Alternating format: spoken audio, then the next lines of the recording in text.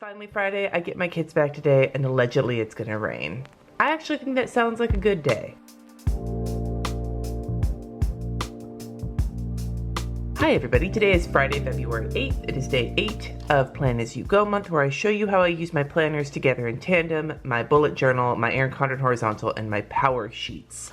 As usual, I'm just gonna go into my power sheets first and check off the things I know I did yesterday and think about what I want to add to my list today, because I actually got some shit done. I'm proud of myself, man. I'm getting stuff done. I'm getting it done. Get her done. I think I mentioned this in a previous video, but I'll link these today because I don't think I linked them before. You guys asked what pens I've been using in my power sheets to like mark things off. The Tombow twin tone markers and the Erin Condren dual tip markers. Now, they're both dual tip. They have a broad side and a skinny side, and I've been using the broad side for all of these. The reason I'm using both is because I have some colors, different colors in each of them. And on a related note, Athena asked in yesterday's video if I've ever done a dual tip challenge, color comparisons, etc. I've looked at both of these pens before, I believe, on my channel, but both the twin tones and the Erin Condren have come out with new colors, so stay tuned because there'll be some shit. You'll get to see some shit soon, so stay tuned.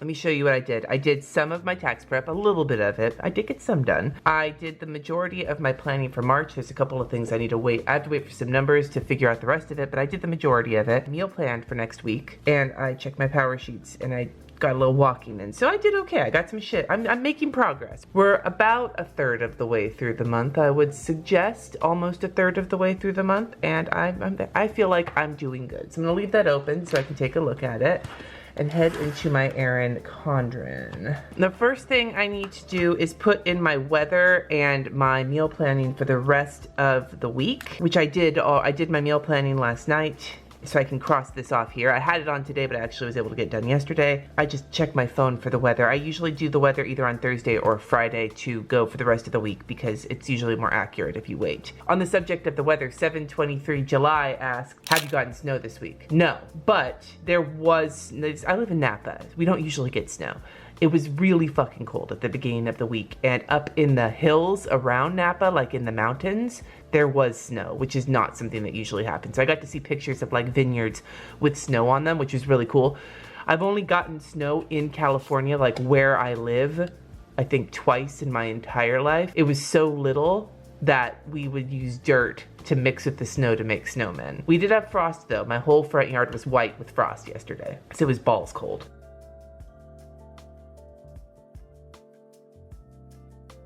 And it looks like it's staying cold at night this week, for us at least. I know you polar vortex people are probably like, fuck you, Cindy. While I am entering my meals in, Alicia Mugas asked, how long does it typically take you to do your meal planning? Do you look to a specific place you go, like Pinterest or something, or do you have a list of things you pick from, or do you have another way of getting ideas for meals? Is the bulk of the time spent looking for inspiration, or is there something else that consumes the time, like list making or coupon clipping? There's a lot kind of going on there, and I've done a couple of videos talking about how I meal plan in the past, but really the long and the short of it is that I do have a Pinterest, and that's probably my main place that I go to pick things to make. There are recipes we've made a whole bunch of times on there, and then there's new ones I'm looking for. Generally speaking, when I'm meal planning, I'm not looking for new recipes on Pinterest. I actually just look for new recipes on Pinterest every so often when I've got some spare time and I'm just in the mood to. And now with the cauliflower, the vegetable experiment every month, I actually spend some time in the previous month looking for recipes to get ready for the new month and the new vegetables. So like when February started, I already had several cauliflower recipes I had found. So what I usually do is I look at the calendar, see what's going on. Are there nights where we need something quick and easy? Are there nights where a crock pot meal would be better? Are there nights where we can be a little bit more elaborate with our food and try and plan around that? We have favorites in this house, certain recipes that the kids love, that we love. And the weeks I have my kids, I aim towards the recipes the kids love. The weeks I don't have my kids, I aim towards the recipes that my husband and I are known to be okay with eating the leftovers of, because it's just the two of us. The bulk of my time is spent making my list, going through my kitchen, seeing what I have, cleaning out my fridge. I don't usually take a lot of time though. Meal planning usually takes me about 20 minutes max most days. More if my kitchen is thrashed. I should also add, I'm not very inspired when it comes to meal planning. I'm just trying to get it done because I don't mind cooking. Trying to decide what in the hell to make and buy is my least favorite part. And then I ask my kids and my husband, like, why don't you give me some suggestions? Tell me what it is that you want. And one of two things happen. They either suggest the same thing every single week, or they're like, I don't know, whatever you want. And I'm like, motherfucker, I wouldn't have asked you if I knew what I wanted to make. If I knew what I wanted to make, I would have just made it. If I ask you, it's because I need your help because I'm having trouble. So fucking tell me.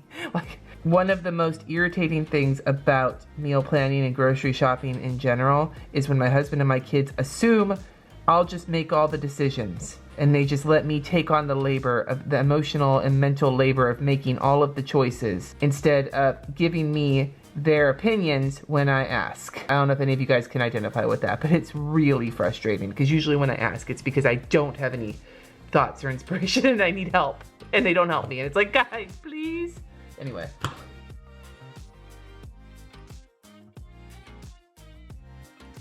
This crispy chicken and arugula recipe is one that we found on Pinterest last month for the arugula experiment. We never got around to trying and it just sounds really fucking good. I have my next week through Thursday planned out. You'll see that on Sunday's live plan with me, 2:30 p.m. Pacific time on Sunday. Be there. The cauliflower recipe that we're gonna try next week is cauliflower mac and cheese, which next week it's supposed to rain all week, so that seems like the perfect idea. I'm putting that's canceled because it's already done, and that way I don't look at it and get all anxious that I need to do it. Originally, I was intending on grocery shopping tomorrow while my kids were at all of their various activities. Tomorrow is a travel all over the fucking town activity sort of day. I found out that there is something happening tomorrow and I need to actually be somewhere. I'm gonna put that in right now. Because of that, that's going to impact what I do today. And I'm gonna use this coffee date sticker because I feel like it's fairly accurate. RJ gets dropped off at a thing for school, then Katie gets dropped off at Owl. Then I have to go pick Katie up from Owl, take Katie straight to rehearsal for the school musical, and then go back to church for a meeting about what we're going to do next year with the senior high. We have a middle, like a junior high type situation at our church right now. We don't have a senior high thing. Katie's just been in with the junior high people, but next year we will have 3 high schoolers and we need to figure out what the next steps are. And so there's a meeting for that. They want to come to a consensus tomorrow and I need to be there as one of my kids is a high schooler and another one of my kids will be one in another year.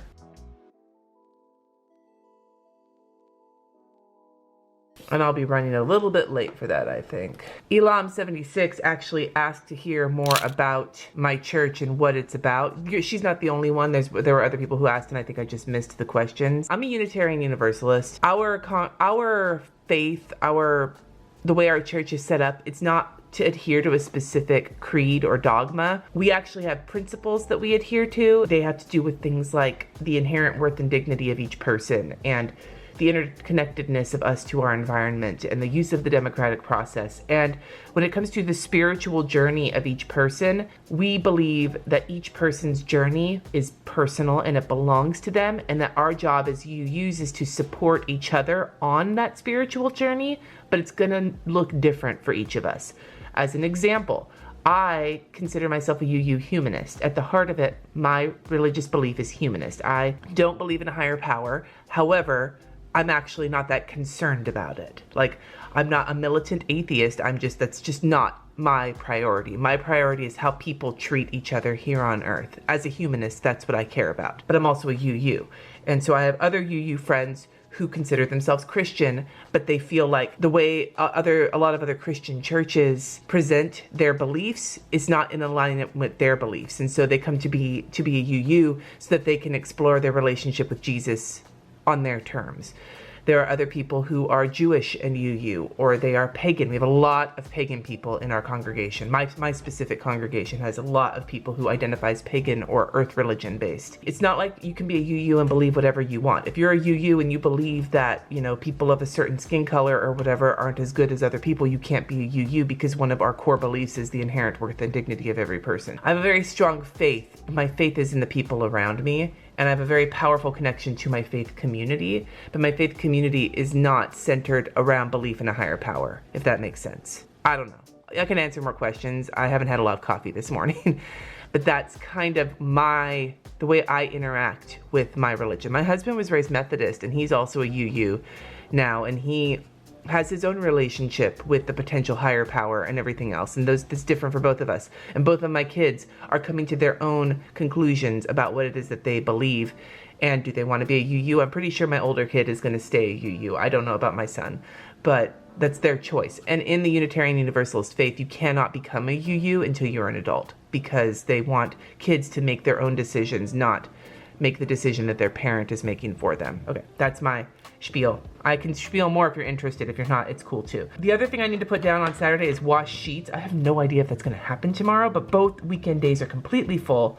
So I'm going to put it on Saturday, which is basically going to fill Saturday up. And that's just how it goes sometimes. I'm going to leave a little tiny bit of space tomorrow and we'll see what happens. Okay, we're going to leave Saturday alone because today is not Saturday. Today is Friday. So looking at today, knowing how intense Saturday and Sunday are both going to be, I had hoped to get errands run on Saturday while the kids were at their thing, but I think between having to do a plan as you go video and this other meeting, I'm not gonna have time for that. So today I really need to do the grocery shopping and like the Target run and everything else, which means that probably about half of my day before my kids get home from their dad's house is gonna be sucked up with that. So I need to put that in here. I also need to schedule next week for work. I did the podcast yesterday for Monday, so that's all well and good. I'm looking at my power sheets to see if there's anything I can pull off of here. I think this family plan time we're gonna have to fit in tomorrow because I do want to get that done this week.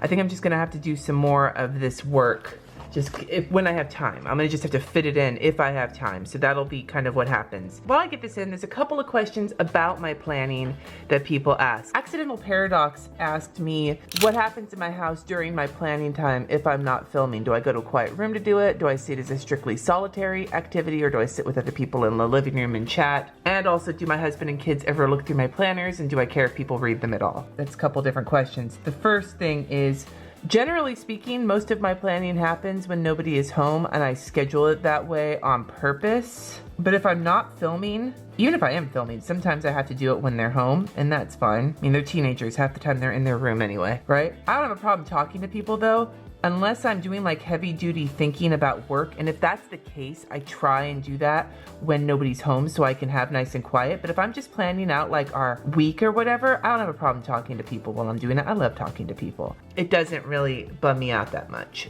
My office is actually in my living room. Like it's one of those like living room and then like a little dining area that's part of like the living room. It's not huge. It's not one of those like McMansion great rooms. It's just a small area.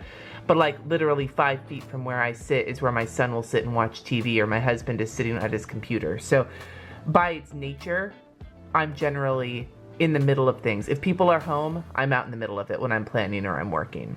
And that's fine with me. I'm used to it at this point. We're trying to incorporate family planning time where we sit down, not like to have babies, but like to sit down and look at our weeks, because there's a few things that have been really rough for us. And I have the Google Calendar, but my kids are still not really using it. We have a couple of things happening. We have the fact that we share custody, and so there's 2 household schedules that get kind of mushed together, and sometimes mix-ups happen, and they've been happening more often lately. Then there's the fact that both of my kids are, especially my high schooler, are active in their own social lives, and they're having some trouble really organizing their thoughts so they can get all their work done and still do all of the things. And so if we sit down together as a family and know what's going on, then we can support each other when shit's going haywire. So that's something that we're starting to incorporate, and hopefully we're doing that tomorrow. I don't give a shit if my kids and my husband look at my planners. I wish they would, because then they'd have a better idea of what was going on, but they don't. That's why we started the Google Calendar, and they don't really look at that either. I'm like, damn it, you guys, you expect me to do all the scheduling. You need to be a little proactive, my dudes. That's a bone of contention in our house. I obviously don't care if people look at my planners. I show them all over the internet, and I would be thrilled if my family took an interest, but they aren't really, so. The second question comes from Jamie, and it's a really interesting one. She asked, do you think you would plan the way you do even if you did not have a channel about planning? I love the idea of planning and being organized, but I often feel I don't have enough things to plan out. This question is that you feel like you can't do this kind of planning because you don't have these things happening in your life. I'll tell you, before I had a channel, when I was just into the hobby of it, of the decorative planning side of things, I've used a planner for a long time, but the decorative side of things, when I was just doing that and I wasn't posting pictures, I didn't post pictures in groups for the first like damn near year I was in them because I was too intimidated. That was supposed to be scheduled next week, but I understand it. I'm distracted while I'm talking. It looked different because I was working 8 hours a day at Trader Joe's, but I still had things that were going on. I would still probably have this kind of aesthetic. It might look different depending on how much of my day was, like when I worked at Trader Joe's, I didn't put the stuff I was doing at Trader Joe's in my planner because I didn't need to. That we had a wall calendar at work. If it was an hourly planner, I would just block off when I was at work, and if it was horizontal, I would just be listing the things I do outside of work, like my kids' schedules, my schedule, volunteer, whatever the case may be. It wouldn't be exactly the same because I wouldn't have quite the same things going on as I do as a self-employed person, but it would still be a similar kind of flavor, maybe, or it might have evolved differently. I don't know. The decorative planning thing, though, is the hobby that I have been really into. And so, yes, I'd still use stickers and washi tape and stuff like that. It just would probably look a little different based on it. So my suggestion to you would be, don't worry about not having all the things that you do.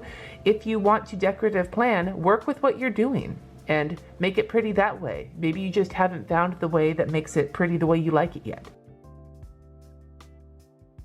Almost lost a game of lettering chicken right there. There is my Erin Condren for the day. I'm gonna move this to the side, get my bullet journal out. As I'm putting my stickers away, there's a question about stickers, which I found really interesting from Shay Arts. Shay asked, is it worth buying all those stickers for planning? You know, sometimes you buy and you won't really use them all. I think it's worth buying the stickers if you're going to use them. If you're not gonna use them, it's probably not worth it. Which sounds like common sense, but honestly though, part of the reason I have a lot of stickers. Part of the reason I have a lot of stickers is because I work with Krissyanne Designs and she keeps me supplied. But I also use the shit out of her stickers. Same with the Munchkins. I use the shit out of them. Like, you can tell I use the shit out of them because, like, I have plenty of music Munchkin sheets because this is what they turn into because I use the crap out of them. And I know I like them. Same with these YouTube ones. I know what I like, so I try and purchase the things that I know I'm gonna use. I don't impulse shop with stickers most of the time. Every so often I do, but most of the time I don't. But that's because at this point I know my style. I took a painkiller last night, by the way. Oh, fucking kidneys. Fucking kidneys. Anyway, yeah, so like, you know, the suggestion that I would make is just, if you're gonna buy something, buy it because you think you're gonna use it. And if you're not gonna use it, don't buy more. You know? So I guess the question of is it worth it to buy all the stickers is if you think you're gonna use them. If you don't think you're gonna use them and you're just buying for the sake of buying, then probably not worth it. Unless you have the money to burn and buying brings you joy, but there's probably better uses of that. I don't know. It's not really an answer, but it's kind of my answer. All right, today's doodle is radish.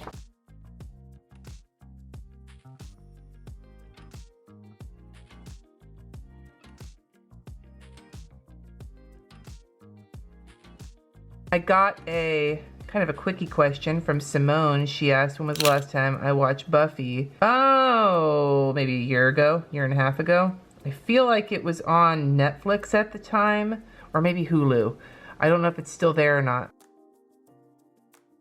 And then another question, which is one that comes up a lot. I try to mention it when it happens, but I'm not good at it, is from Kamala, who asked, what tool am I using when I cut my washi tape? It is an Artist Loft angled palette knife. This is meant for scraping paint, but I find it really easy to control. I have tendonitis from cake decorating and hand lettering, and so a credit card or something like that's hard for me to hold on to, but this is nice and long, so it gives me a lot of leverage. You can get this in the painting section at Michael's. It's about $3. And it's my favorite thing ever. And today's lettering challenge is Like a Virgin. Shannon Sims asked me if I was willing to talk about how Zoloft is going so far. I'm willing to talk about it. I'm just not quite, I don't know. I don't really know how much different it's making me feel. I'm not really sure. I feel like it's helped a little bit, but not like anything outstanding.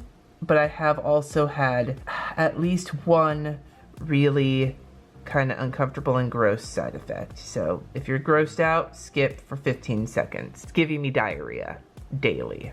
That's not something I necessarily thought you might want to hear, but it's the truth. That's the side effect.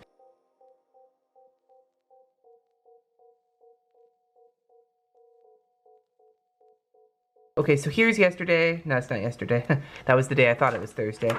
I started writing some of this down. Notice I put down the plantar funk and the plantar chronic illness because that's what we were talking about. This was yesterday's planning. I got almost everything done on here, except for one thing, which felt pretty good. I wouldn't have been able to get as much done yesterday had that appointment not gotten rescheduled. And because I got the meal planning done, that opened up time today. Although, like I said, I need to run my errands. Rebecca Walters said they were interested in knowing where I do my project breakdown, like planning for March. Am I doing that in my bullet journal, power sheets, or online with Trello? Kind of a combination of things. I usually brainstorm in my bullet journal. The breakdowns in my power sheets have been more for big goal pictures where I come up with on ways to reach those goals, and then it becomes projects to reach those goals, and then I will break them down. I will brainstorm in my power sheets, and then I actually utilize Trello for really keeping track of projects, and my Google Calendar for future planning. So when I plan out March, I do brainstorming in my bullet journal or on just scratch paper,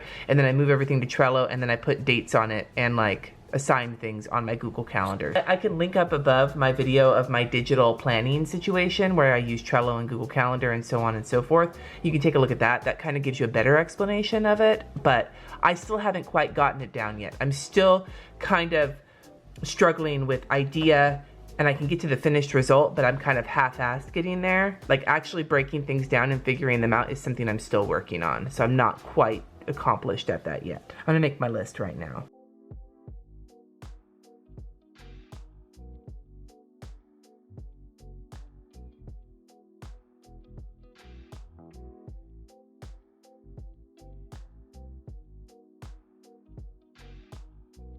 Think I'm gonna have my kids. Okay, so here's my list. I almost scheduled, I was looking at my March calendar yesterday because that was what I was working on, and I almost wrote down all of the things to schedule for next week in March, not next week in February, but I got it figured out. So I got plan as you go on here, I got scheduling my week, I got the work I need to do, and then errands. I added in that I want to go to the UPS store, check the P.O. box, because now I have one of those, in case you were wondering. Sounds like I'm trying to fish for shit, but some of you guys have asked, so I keep reminding myself to tell you because I'm not good at saying that. And then my kids have big chores that they do every week when they're at our house. They have to keep their rooms clean and everything throughout the week. Cat box, the dishes, vacuuming the house, cleaning their bathroom, things like that. And every week that they're here, they swap. So there's a group of chores for kid A, a group of chores for kid B, and who that kid is changes every other week when they're here. Normally they do them on Saturdays, but obviously my Saturday is fucked and my Sunday is fucked. So today is actually the best day to do it. So I think that's what we'll have them do afterwards. And now Loki is crying and I don't know why. What do you want, kitty?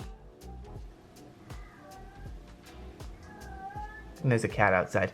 Anyway, I think this is a good time to close this out. I would love to hear your thoughts on how you plan out projects, whether they're house projects or work projects or hobby projects or whatever the case may be. How do you handle your projects? How do you plan them out? Because I struggle with that. The other question I was going to ask you is, I think I'm going to do one of those assumptions videos. I mentioned it yesterday. I think it's going to be really funny, maybe. Should I do it during my live plan with me and have you guys throw assumptions at me? But that means you can't be anonymous that way.